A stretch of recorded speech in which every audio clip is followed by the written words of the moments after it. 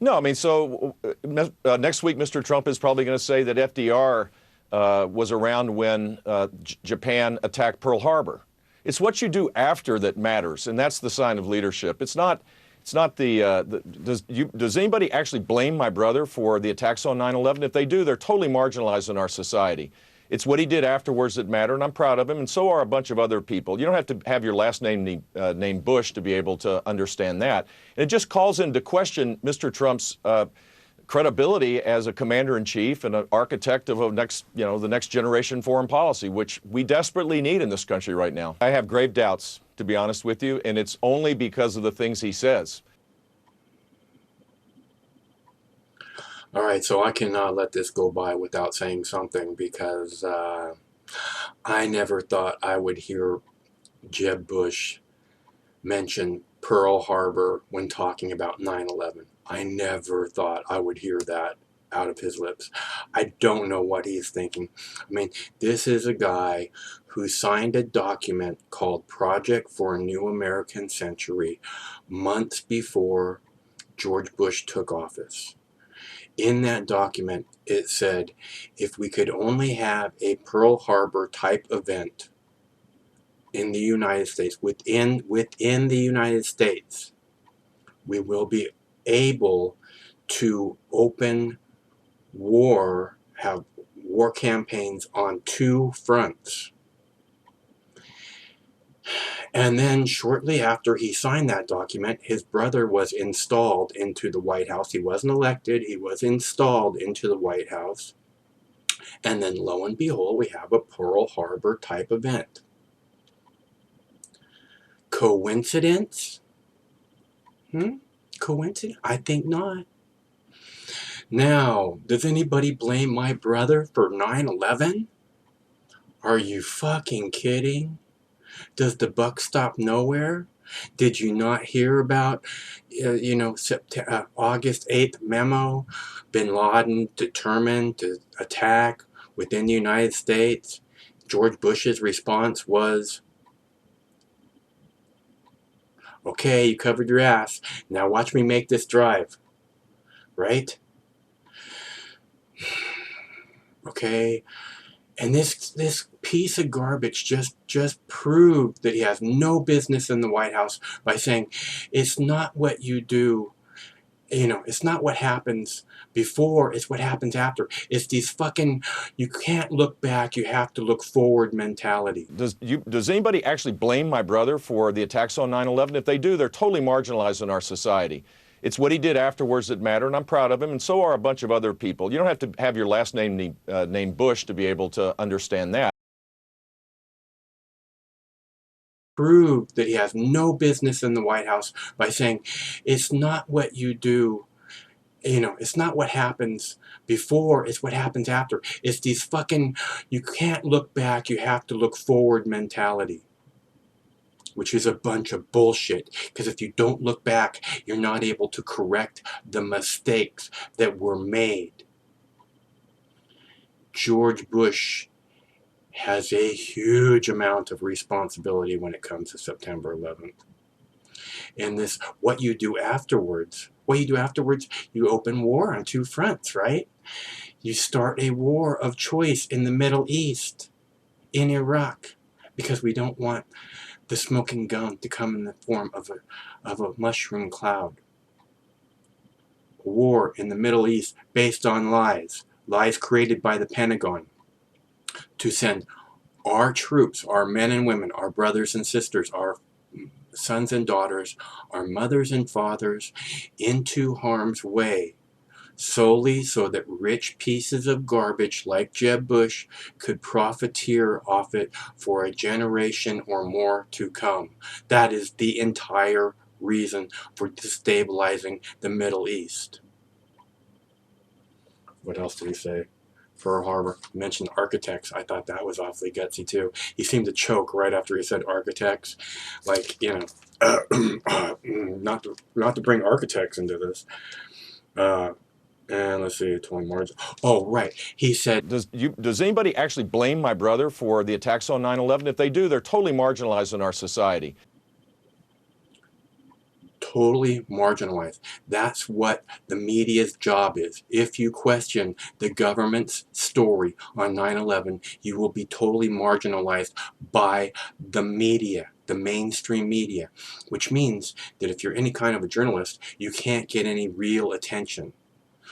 You're immediately labeled a lunatic, a psychotic lunatic, or a nut job. By comparing Donald Trump to a truther, and those people are psychotic lunatics that blame the United States for 9/11. These people, that's who they are. That's where they're headed. This whole fake society, this all starts on 9/11. The whole flushed United States down the fucking toilet starts on 9/11. Flush the middle class down the fucking toilet all began on 9/11. We didn't have a Department of Homeland Security. We don't need a Department of Homeland Security, because all they do is militarize the police and prepare the police for martial law, which is all Homeland Security is doing, is preparing the police to go to war with the American people.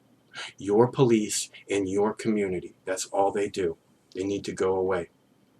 Along with the DEA, you need to go away, you fucking piece of garbage, DEA. Busting marijuana in a state that's legalized. Fuck you. It's what you do afterwards. Really, Jeb? So it's not that we need to protect you. See, this is where he loses. This is where he cannot be president. Does anybody actually blame my brother for the attacks on 9/11? If they do, they're totally marginalized in our society. It's what he did afterwards that mattered, and I'm proud of him, and so are a bunch of other people. You know. Okay? It's what you do afterwards. It's not that you made sure to prevent that attack. It's what you do after the attack happens.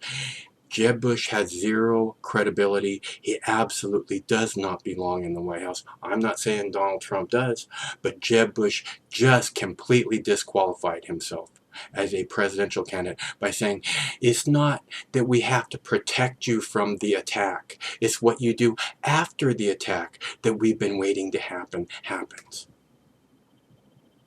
That's what kind of piece of garbage he is. That's what kind of leader he would be. He needs to be put in prison to protect your children and the children around the world. And that's all there is to it. The war profiteers are worse than anyone in ISIS. The only way this war ends is for us all to agree to that. The war profiteers are worse than anyone in ISIS, because without the war profiteers, ISIS would not exist. Got to come to that realization, and you have to make the statement publicly. Then we can take the motherfuckers to the gallows where they belong. Wednesday, this war is going to end. Stay cool till that day.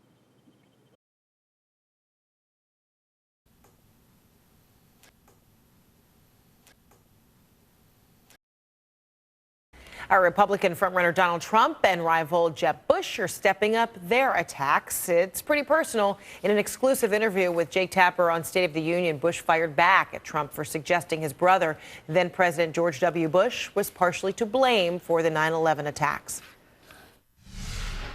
So what are you objecting to about Mr. Trump's remarks about 9/11 and your brother? Look, my brother responded to a crisis, and he did it as you would hope a president would do. He united the country, he organized our country, and he kept us safe. And there's no denying that. The great majority of Americans believe that, and I don't know why he keeps bringing this up. It doesn't show that he's a serious person as it relates to being commander-in-chief and being the architect of a foreign policy. Across the spectrum of foreign policy, Mr. Trump talks about things that as though he's still on The Apprentice. I mean, literally talking about Syria, saying ISIS should take out Assad, then Russia should take out ISIS, as though it was some kind of board game and not a serious approach. This is just another example of the lack of seriousness, and this is a serious time. We're under grave threats again, and I think we need a president with a steady hand. To play devil's advocate, do you think it's at all possible that your loyalty to your brother, while very admirable on a personal level, might be, in some ways, a political or policy liability, blinding you to mistakes he made. No, I mean, so next week, Mr. Trump is probably going to say that FDR was around when Japan attacked Pearl Harbor. It's what you do after that matters, and that's the sign of leadership. It's not does anybody actually blame my brother for the attacks on 9/11? If they do, they're totally marginalized in our society. It's what he did afterwards that matter, and I'm proud of him, and so are a bunch of other people. You don't have to have your last name named Bush to be able to understand that.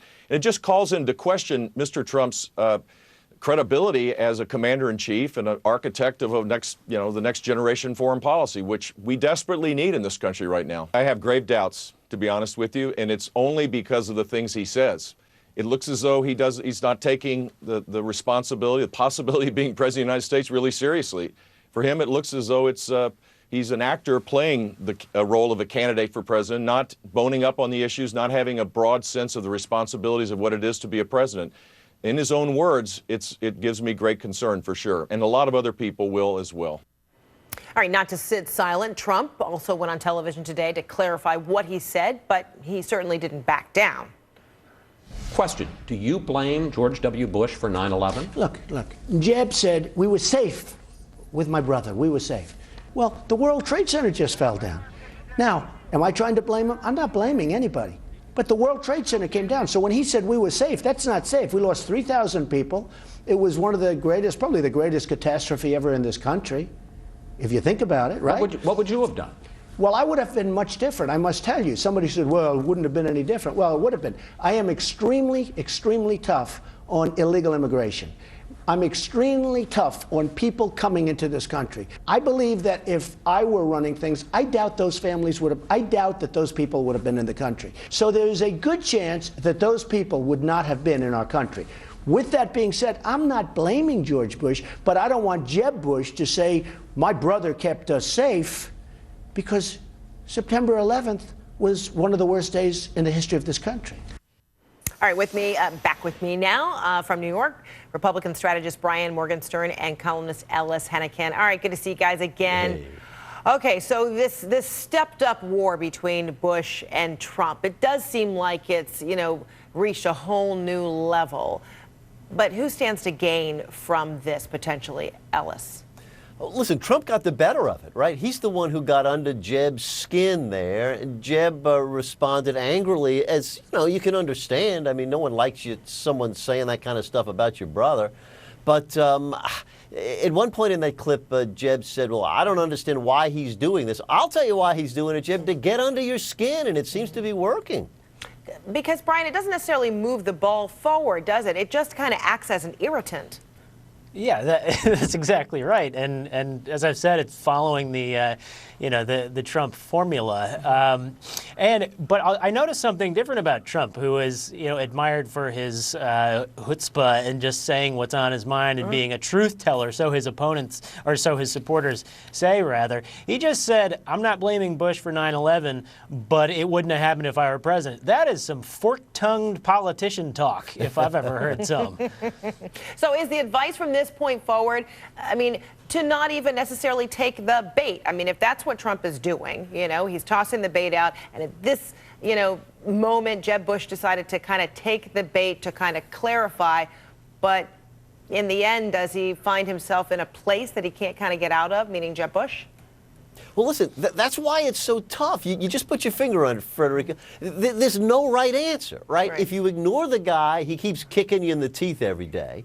If you fight with the guy, he just slimes you even worse. It's really why, as long as Donald is at the center of this thing, all the opponents are in a very kind of like subservient role to him. And I got to tell you, there's no easy way out of it that I can see. All right, so it's the morning talk shows. We see the candidates there, and now we're also seeing on social media, because Trump was on Twitter saying this: Jeb Bush should stop trying to defend his brother and focus on his own shortcomings and how to fix them. Also, Rubio is hitting him hard. And then he also had this tweet: Jeb, why did your brother attack and destabilize the Middle East by attacking Iraq when there were no weapons of mass destruction? Bad info. So, Ellis, does this kind of exemplify where the campaigning is going? Or is this going to be, I guess, an avenue that could potentially backfire? I just think it's going to continue. It's clearly no good for the party, right? I mean, they're saying horrible stuff about each other. It's getting very personal. It's alienating people that they need to have support them November a year from now. But it seems like it's going to keep going a while.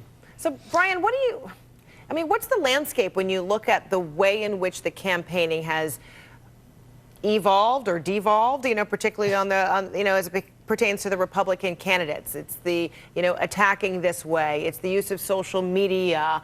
Does it kind of take the polish or the shine off of, a race for the presidency? Well, maybe. I choose to look on the bright side, which is that so many more people have been drawn in by the reality show stuff, by Donald sniping at everybody and everybody trying to craft the funniest or most effective response. I mean, in the first debate, I was here in New York at a Debate Watch event, which had people that couldn't even fit in the room. They were 3 and 4 deep on the sidewalk watching it through the windows. So this is bringing in people, exposing them to the Republican Party's message that wouldn't otherwise be doing that. It remains to be seen if, when we get closer to the voting, whoever the nominee ultimately is, can actually unite everybody and kind of say, we were just messing around, that was just politics. Yeah. Now it's time to focus on Hillary or whoever the opponent is in the general. All right, half glass full, getting people engaged who might not otherwise have been interested at all. So that's a nice positive spin on it, isn't it? All right, Ellis, Brian, we like that. Thanks so much. Good to see you. You too. Oh, wait, I'm going to see you again, so don't go cool. far. Okay, Let's hang cool. around. All right, we're going to take a break and we're going to come back to you. We'll be talking about what's happening on the Democratic side. I'm the leading state sponsor of terrorism.